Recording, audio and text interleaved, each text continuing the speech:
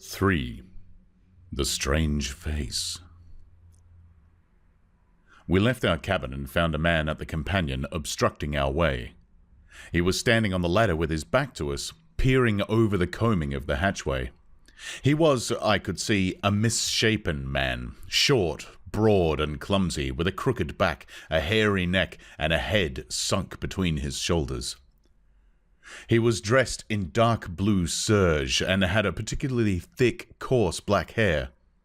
I heard the unseen dog growls furiously, and forthwith he ducked back, coming into contact with the hand I put out to fend him off from myself. He turned with animal swiftness. In some indefinable way, the black face thus flashed upon me shocked me profoundly. It was a singularly deformed one. The facial part projected, forming something dimly suggestive of a muzzle, and the huge half-open mouth showed as big white teeth as I had ever seen in a human mouth. His eyes were bloodshot at the edges, with scarcely a rim of white round the hazel pupils. There was a curious glow of excitement in his face. "Confound you," said Montgomery. "Why the devil don't you get out of the way?" The black-faced man started aside without a word. I went on up the companion, staring at him instinctively as I did so. Montgomery stayed at the foot for a moment. "You have no business here, you know," he said in a deliberate tone. "Your place is forward." The black-faced man cowered. "They won't have me forward," he spoke slowly, with a queer, hoarse quality in his voice. "Won't have you forward?" said Montgomery in a menacing voice. "But I tell you to go." He was on the brink of saying something further, then looked up at me suddenly and followed me up the ladder. I had paused halfway through the hatchway, looking back, still astonished beyond measure at the grotesque ugliness of this black-faced creature. I'd never beheld such a repulsive and extraordinary face before, and yet, if the contradiction is credible, I experienced at the same time an odd feeling that in some way I had already encountered exactly the features and gestures that now amaze me. Afterwards, it occurred to me that probably I'd seen him as I was lifted aboard, and yet that scarcely satisfied my suspicion of a previous acquaintance. And yet how could one have set eyes on so singular a face, and yet have forgotten the precise occasion past my imagination? Montgomery's movement to follow me released my attention, and I turned and looked about me at the flush deck of the little schooner. I was already half prepared by the sounds I had heard for what I saw. Certainly, I never beheld a deck so dirty. It was littered with scraps of carrot, shreds of green stuff, and indescribable filth. Fastened by chains to the mainmast were a number of grisly staghounds, who now began leaping and barking at me. And by the mizzen, a huge puma was cramped in a little iron cage far too small even to give it turning room. Further under the starboard bulwark were some big hutches containing a number of rabbits, and a solitary llama was squeezed into a mere box of a cage forward. The dogs were muzzled by leather straps. The only human being on deck was a gaunt and silent sailor at the wheel. The patched and dirty spankers were tense before the wind, and up aloft the little ship seemed carrying every sail she had. The sky was clear, the sun midway down the western sky. Long waves capped by the breeze with froth were running with us. We went past the steersman to the taffrail and saw the water come foaming under the stern, and the bubbles go dancing and vanishing in her wake. I turned and surveyed the unsavoury length of the ship. "Is this an ocean menagerie?" said I. "Looks like it," said Montgomery. "What are these beasts for? Merchandise? Curios? Does the captain think he's going to sell them somewhere in the South Seas?" "It looks like it, doesn't it?" said Montgomery, and turned towards the wake again. Suddenly, we heard a yelp and a volley of furious blasphemy from the companion hatchway, and the deformed man with the black face came up hurriedly. He was immediately followed by a heavy, red-haired man in a white cap.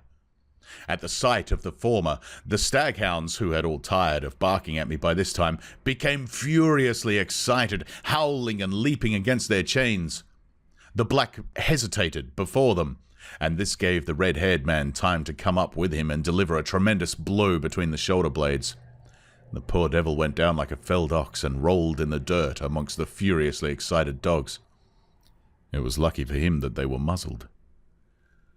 The red-haired man gave a yawp of exultation and stood staggering, and, as it seemed to me, in serious danger of either going backwards down the companion hatchway or forwards upon his victim.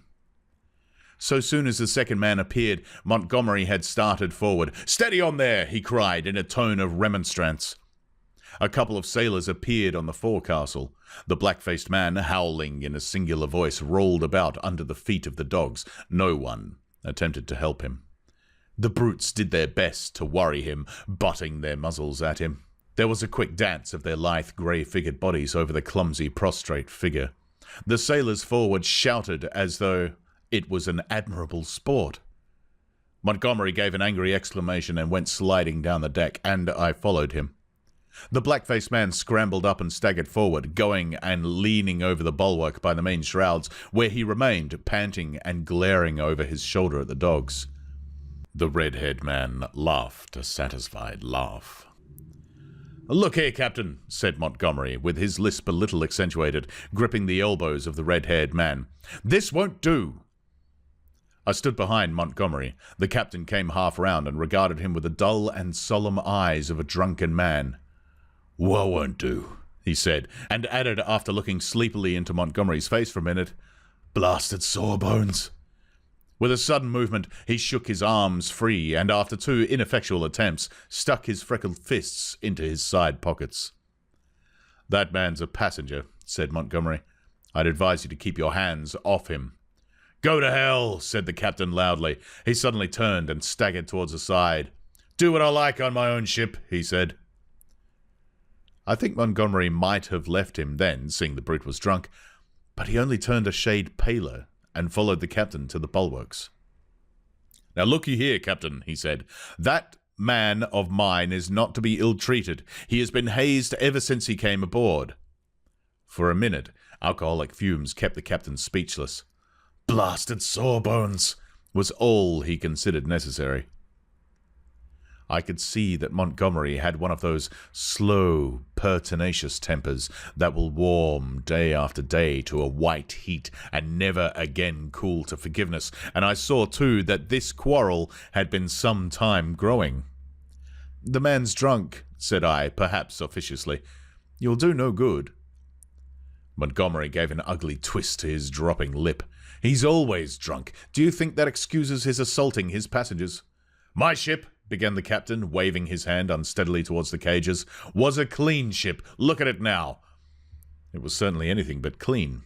"Crew," continued the captain. "Clean, respectable crew. You agreed to take the beasts. I wish I'd never set eyes on your infernal island. What the devil, what beasts for on an island like that?